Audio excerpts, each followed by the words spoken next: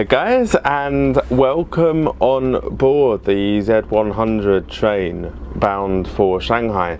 I'll keep this very brief because it's kind of complicated in this little suite actually, you know, getting the camera gear out and stuff. I tried putting the tripod up and setting it all up properly, but the room's so tiny that it just won't fit or won't work at all. Plus, a lot of people get a bit suspicious, especially in China, when you start, you know, just popping out the professional gear and start filming and stuff throughout public places. So I've got to be a little bit discreet, but I thought I'd show you guys what a typical first class suite looks like on board a Chinese train. Now, it's actually quite nice, and to be honest, none of the trains are really that full going from Hong Kong through to Shanghai. So even though the first class suites have 2 beds in, there's an upper bunk and a lower bunk. Generally, if you just book a lower bunk in a first class or VIP suite called the Deluxe Soft Sleeper suite, then chances are, you know, 99% of the time you're going to have a private suite all to yourself, you know, which is quite nice. And as you can see, you know, there's 2 beds here. So this is a top bunk up here, and then you've got the lower bunk here. All the bedding and pillows and everything comes complimentary, so as you come into your suite you'll find that situated on the beds all ready and waiting for you, and then you've got a little kind of day armchair over here, and you've got a dining table, or, you know, table for whatever you might want it for as well. You've got some plug sockets down here as well, which is really handy, because I was a little bit concerned that I didn't have the right plug for mainland China, but actually a European socket still works.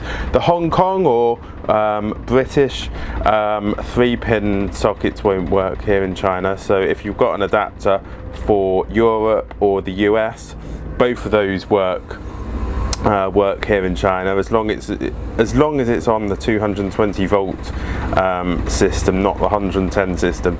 That's something else to kind of look out for. But other than that, you know, if you can, if you've got a, you know, a 2-pin 220 volt connector, we've got, you know, the laptop plugged in, we've got the phone plugged in. You do need to make sure, if you're coming from Hong Kong, this is very important, that you purchase a data plan which covers mainland China as well. So I think it's about 140 Hong Kong dollars, so 14 quid, 20 US dollars. It covers you for 10 days in mainland China and here. The reason being is because although when you're actually in China a lot of places have Wi-Fi, the train doesn't. It is more like a 1980s style train, you know, a little bit stuck in the past. So look, there's no USB sockets. You know, the services on board are very limited, so you need to bear that in mind, because it's a very long journey to go on without having access to basic amenities such as an internet connection, for example. Or I know I will be pretty bored as well. I'll feel a bit disconnected if I wasn't able to access anything for 20 hours. It might be nice for some of you, you know, but I certainly couldn't get much work done without it. Then we have a private bathroom. So most of the classes on this train have a shared bathroom which is down the corridor.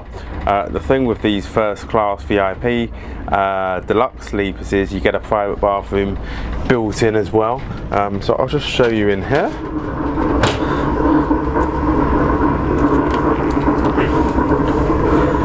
As you can see, pretty much like a typical bathroom that you'll find on an aeroplane these days as well, with the bowl and sink and everything here also. There's no shower here, you know, but you're not going to expect that really on a train like this. There is toilet paper though, which is great, because I did hear that if you're in the 2nd or the 3rd class, the toilet situation can be a little bit or very bad, shall we say. They don't even have toilet paper. You need to kind of bring your own. But yeah, I mean, that is pretty much it. You know, we'll show you guys over in the restaurant car a bit later on, so the restaurant car is in car 12, we're in car 11, so it's adjacent to the VIP suite, and you can get some very cheap but delicious choices for Chinese food in there, I believe, as well, which is very, very good. And yeah, no, that's about it. So this is where we're going to be for the next 18 and a half hours.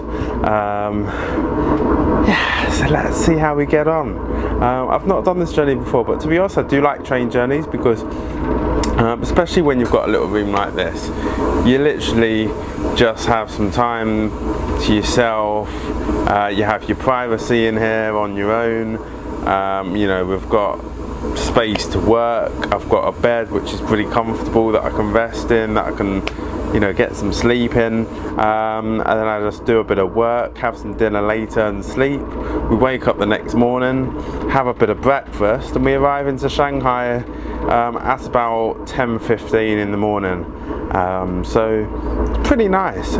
If you're then going on to Beijing, the Beijing train's a little bit longer. That arrives in at about 3:15, so it's about a 24-25 hour journey up that way. But yeah, looking forward to being back in Shanghai and catching up with all of you guys that are based out that way too. Should be some good times ahead over the next couple of weeks. So that's pretty much it for now. Let me know what you think, or let me know about any of your experiences on trains in China or Asia in the comments section below. And for all the latest as we post new content and videos, please subscribe to the channel, turn on bell notifications, and we will see you guys in a video very soon.